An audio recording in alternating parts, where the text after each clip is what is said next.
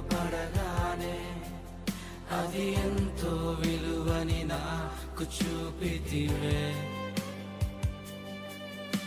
జీవమే లేని నాలోని జీవమును నింపుటకు నీ జీవితాన్నే తారబోసితివే.